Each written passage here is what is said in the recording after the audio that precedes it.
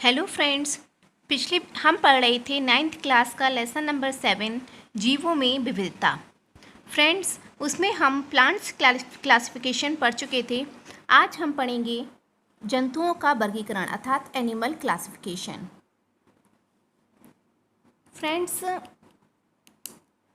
Animals अर्थात प्राणियों को दो भागों में बांटा गया, कोशिकीय स्तर की संरचना और ऊतक स्तर की संरचना। अर्थात जिन जीवों में कोशिकीय स्तर की संरचना थी और जिन जीवों में ऊतक स्तर की संरचना थी।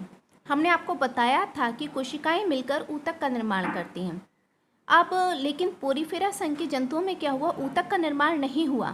कुछ कोशिकाएं ही स्पेशल काम कर रही थीं। ये बहुकोशिकीय एनिमल है अर्थात अनेक कोशिकाओं से इनका शरीर मिलकर बना है। तो पोरीफेरा, इनमें क्या होता है, कोशिकीय स्तर की संरचना होती है। तो पोरीफेरा फाइलम हो गया।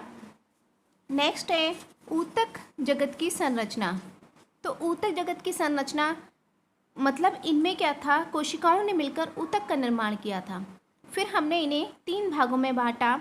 देहगुहा अर्थात सीलोम नहीं पाई जाती, कूट देहगुहा पाई जाती है और वास्तविक देहगुहा उपस्थित होती है।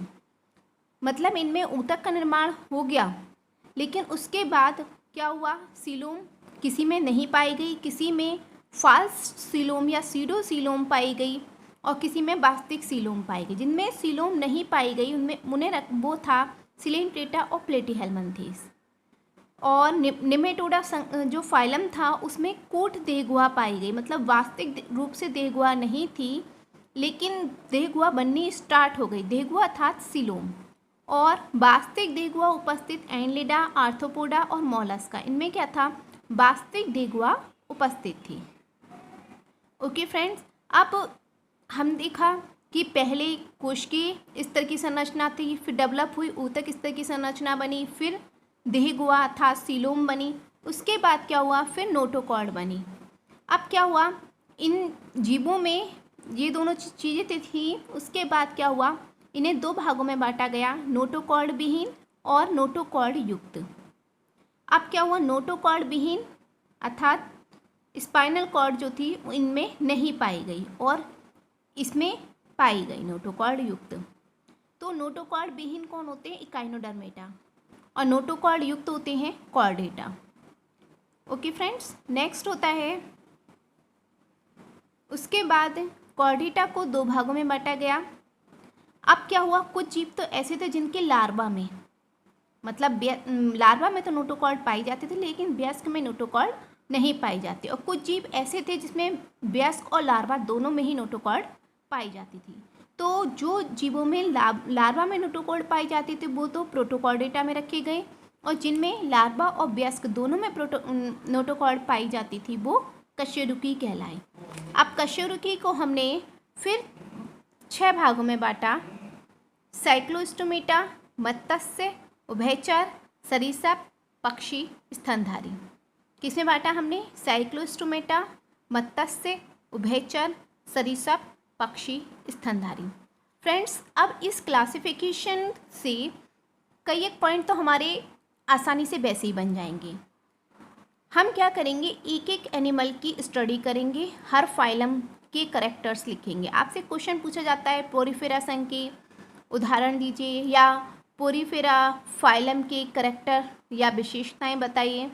ओके फ्रेंड्स, तो अगर हमने ये याद कर लिया क्लासिफिकेशन तो हमें विशेषताएं बताना आसान हो जाता है। तो सबसे पहला स्टेप हमारा यही होगा कि इस क्लासिफिकेशन को अच्छे से याद करें। दूसरी चीज़, कई बार क्वेश्चन आता है कि हर फाइलम का आपसे एग्जाम्पल पूछ लिया जाता है। जैसे पोरीफेरा में स्पंज को रखा गया है। स्पंज एक तरह के जलीय जीव होते हैं। अब इसमें मैंने क्या किया है कि हर फाइलम के जो इम्पोर्टेंट एनिमल्स हैं उन्हें ही मैंने एग्जाम्पल के रूप में लिख लिया है, साइकॉन, ल्यूकोसोलेनिया और यूप्लेक्टेला। सिलेंट्रेटा में आते हैं हाइड्रा, ओबेलिया, फाइसेलिया और सी एनीमोन। प्लेटीहेल्मिन्थेस में आते हैं टेपवर्म और लिवर फ्लूक। नेक्स्ट है निमेटोडा में आते हैं एस्केरिस, बुचेरेरिया। एनिलिडा में आते हैं केंचुआ, जोंक, नेरीस।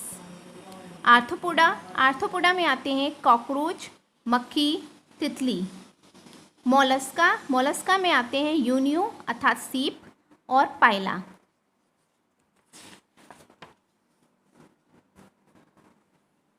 नेक्स्ट है इकाइनोडर्मेटा, इकाइनोडर्मेटा में आते हैं स्टारफिश और समुद्री खीरा। प्रोटोकॉर्डेटा, प्रोटोकॉर्डेटा में आते हैं बेलेनोग्लॉसस, हर्डमानिया और एम्फिऑक्सिस। साइक्लोस्टोमेटा में आते हैं हैगफिश और लैम्प्रे। मत्स्य अर्थात मछली, पाइसिस, इसमें आते हैं हमारे शार्क, समुद्री घोड़ा आदि।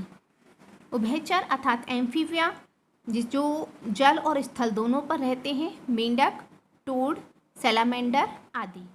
सरीसृप में आते हैं हमारे रेप्टाइल्स, मगरमच्छ, छिपकली, कछुआ, सांप। पक्षी अर्थात एविस, कबूतर, बत्तख, शुतुरमुर्ग, कौवा। स्तनधारी में आते हैं मनुष्य, व्हेल, चमगादड़, चूहा, बिल्ली। ओके फ्रेंड्स, तो कई बार क्वेश्चन क्या होता है, आपको एक एग्जाम्पल दे दिया जाता है और पूछा जाता है कि आपसे ये किस फाइलम में रखा गया है। तो फ्रेंड्स, पहला स्टेप होगा आपका क्लासिफिकेशन याद करना। दूसरा स्टेप होगा आपका कि हर फाइलम के ये जो मैंने एनिमल्स लिखे हैं ये सभी इंपॉर्टेंट एनिमल्स हैं, उनको याद करना, ताकि आप एनिमल को देखकर फाइलम पहचान सकें और फाइलम को देखकर उसके एनिमल कर सकें। इससे आपको आगे पढ़ना आसान हो जाएगा। अब नेक्स्ट मैंने कुछ फाइलम के करैक्टर लिखे, क्योंकि पूछा जाता है पोरीफेरा के करैक्टर लिखिए। तो पोरीफेरा, इन जंतुओं को स्पंज भी कहते हैं। पोरीफेरा जो फाइलम है उसमें किसे रखा गया है, स्पंजों को। स्पंज क्या होते हैं, जलीय होते हैं। ये जल में किसी आधार से चिपके हुए पाए जाते हैं। जलीय जीव हैं जो नीचे से चिपके हुए किसी आधार से पाए जाते हैं। अब ये हमने लाइन क्लासिफिकेशन में ही पढ़ ली। इनमें कोशिकीय स्तर का संगठन होता है, अर्थात इनमें ऊतकों का अभाव होता है। मतलब कोशिकीय स्तर होता है, कोशिकाएं मिलकर ऊतक का निर्माण नहीं करती हैं। इनके शरीर पर अनेक छोटे छोटे छेद होते हैं जिन्हें ऑस्ट्रिया कहते हैं। जल, ऑक्सीजन व भोज्य पदार्थ इन्हीं छोटे छोटे छेद द्वारा शरीर में प्रवेश करते हैं तथा शरीर से जल एक छिद्र ऑस्कुलम द्वारा बाहर निकलता है। इसमें अलैंगिक जनन जैम्यूल द्वारा होता है। ओके फ्रेंड्स, तो ये आपको याद रखना है, अलैंगिक जनन किसके द्वारा होता है। मैं अब ये पोरीफेरा संघ का मैंने एग्जाम्पल तो हम पहले पढ़ चुके हैं कि हमारा ओबेलिया हो गया, हाइड्रा हो गया, फाइसेलिया हो गया, सी एनीमोन हो गया। ओके फ्रेंड्स, तो हम लोग यहाँ एग्जाम्पल लिख सकते हैं। तो अगर आपने क्लासिफिकेशन लिखा है तो 2-3 पॉइंट तो आप ऐसे ही बना लेंगे। अब देख लीजिए, इस साइकॉन मैंने बनाया है। साइकॉन में क्या है, ये आधार से चिपका हुआ है। उसके बाद इसकी छोटी बॉडी पर अनेक छोटे छोटे छेद हैं जिन्हें हम ऑस्ट्रिया कहते हैं, और जो है ऊपर की ओर मुख है जिसे ऑस्कुलम कहते हैं। तो पानी क्या करता है, पानी इन छोटे छोटे छेदों के द्वारा बॉडी में प्रवेश करता है। पानी, ऑक्सीजन और पानी के साथ खाद्य पदार्थ प्रवेश करते हैं। फिर जो विभिन्न सेल होती हैं इसके अंदर, वो भोजन का पाचन कर लेती हैं, और ये जो भी पानी होता है यहाँ से प्रवेश किया और यहाँ से निकल गया। ओके फ्रेंड्स, और इसी से इसने जो पानी में उपस्थित ऑक्सीजन थी उससे अपनी सांस ले ली, भोज्य पदार्थ जो थे उसे अपना डाइजेशन किया। ओके फ्रेंड्स, नेक्स्ट है, ये काफ़ी सिंपल जीव होते हैं। नेक्स्ट है आपका पोरीफेरा सिलेंट्रेटा। सिलेंट्रेटा क्या होते हैं, ये जलीय जंतु हैं। कैसे हैं, ये भी जलीय हैं, वो भी जलीय थे, हाइड्रा। अधिकांश समुद्री होते हैं लेकिन कुछ स्वच्छ जलीय होते हैं जैसे हाइड्रा। अब हमने सिलेंट्रेटा में एक बात और पढ़ी थी कि शारीरिक संगठन क्या होता है, ऊतक स्तरीय होता है, अर्थात इसमें ऊतक का निर्माण हो जाता है। तो शारीरिक संगठन ऊतक स्तरीय होता है। शरीर के स्वतंत्र सिरे पर माउथ होता है। शरीर के स्वतंत्र सिरे पर माउथ होता है जो गैस्ट्रोवेस्कुलर कैविटी में खुलता है। इनमें गुहा नहीं पाई जाती। एक मुंह जो होता है जिस कैविटी में खुलता है उसे गैस्ट्रोवेस्कुलर कैविटी कहते हैं। मुंह के चारों ओर अनेक स्पर्शक होते हैं जिन पर दंश कोशिकाएं पाई जाती हैं। शरीर में अरीय सममिति होती है, रेडियल सिमेट्री या अरीय सिमेट्री होती है, था मतलब कहीं से भी काट दो। ओके फ्रेंड्स, अनेक सिलेंट्रेटा के दो रूप होते हैं, पॉलिप और मेड्यूसा। इनमें देह गुहा का अभाव होता है। हमने पढ़ा था, क्लासिफिकेशन में पढ़ लिया था हमने कि इनमें कौन से ऊतक स्तरीय होते हैं, देह गुहा का अभाव होता है। फिर हमने इस चित्र को समझ लिया। देखिए स्वतंत्र रेपा माउथ हो गया, माउथ हमारा गैस्ट्रोवेस्कुलर कैविटी में खुल गया। माउथ के चारों ओर क्या है, ये टेंटिकल्स अर्थात स्पर्शक हैं। इन पर जो होती हैं छोटी छोटी कोशिकाएं पाई जाती हैं, जिन्हें दंश कोशिका या नेमेटोसिस्ट कहते हैं। ये इन्हें क्या करती हैं, दंश कोशिकाएं प्रोटेक्शन का काम करती हैं।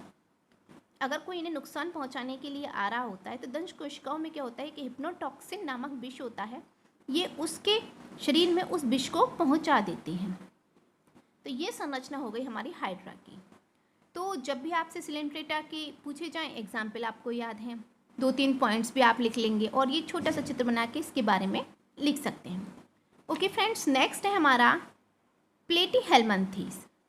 क्या होता है, इस फाइलम की जंतुओं को चपटे कृमि भी कहते हैं। ओके फ्रेंड्स, ये क्या होते हैं, एक तरह से चपटे कृमि है इस फाइलम की जंतु। अधिकांश जंतु परजीवी होते हैं।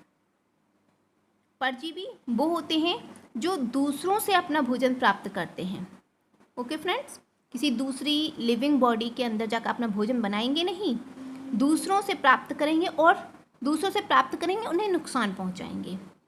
शारीरिक संगठन ऊतक स्तरीय होता है, अर्थात इनमें ऊतक का निर्माण हो जाता है। शरीर में द्विपार्श्व सममिति या बाइलेटरल सिमेट्री होती है। बाइलेटरल सिमेट्री का मतलब होता है दो भागों में बांट देना।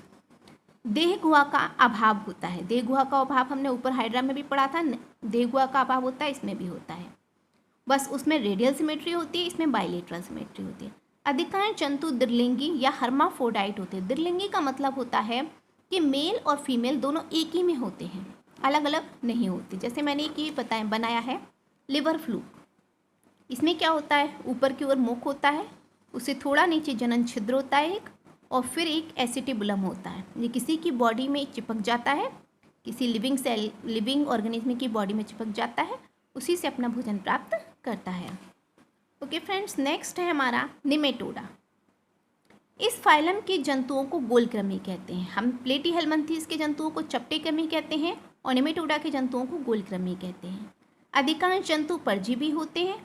हमने पढ़ा प्लेटीहेल्मिन्थेस में, उसमें भी परजीवी होते हैं और निमेटोड्स में भी परजीवी होते हैं। ऊतक व अंग पाए जाते हैं। ऊतक भी पाए जाते हैं, अंग भी पाए जाते हैं, लेकिन अंग तंत्र नहीं होता। हमने पढ़ा कोशिका मिलकर ऊतक बनाते हैं, ऊतक अंग बनाते हैं, फिर अंग मिलकर अंग तंत्र बनाते हैं। तो इनमें अंग तो बन गए, लेकिन अंग तंत्र विकसित नहीं हुआ। शरीर में द्विपार्श्व सममिति अर्थात बाइलेटरल सिमेट्री होती है। प्लेटीहेल्मिन्थेस में भी बाइलेटरल होती है, इनमें भी बाइलेटरल होती है। इनमें कूट गुहा, ऊपर हमने पढ़ा गुहा नहीं पाई जाती, इनमें क्या हो जाता है, कूट गुहा सीडोसिलोम पाई जाती है। मतलब वास्तविक रूप से गुहा नहीं पाई जाती, मतलब एक गुहा जैसी संरचना पाई, जैसे कूट गुहा कहते हैं। जंतु एकलिंगी होते हैं। एकलिंगी अर्थात ये होता है नर और मादा दोनों अलग अलग होते हैं। उदाहरण एस्केरिस आदि। जैसे ये देखिए मैंने एस्केरिस का चित्र बनाया है, नर एस्केरिस और मादा एस्केरिस। नर एस्केरिस क्या होता है, मादा से छोटा होता है, पहली चीज। दूसरी चीज क्या होता है, इसका पिछला सिरा जो होता है मुड़ा हुआ होता है नर एस्केरिस का। मादा का सीधा होता है, नर एस्केरिस का मुड़ा हुआ होता है।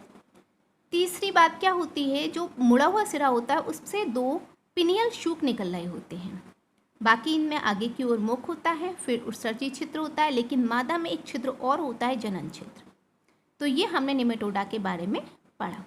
ओके फ्रेंड्स, अब हम इस वीडियो को आगे कंटिन्यू करेंगे। हम आगे पढ़ेंगे निमेटोडा के बाद Annelida, arthropoda, Mollusca, echinodermata, Chordata, वो हम नेक्स्ट वीडियो में पढ़ेंगे। आई होप आपको ये वीडियो अच्छी लगी होगी। वीडियो अच्छी लगे तो इसे लाइक करें, शेयर करें और चैनल को सब्सक्राइब करें।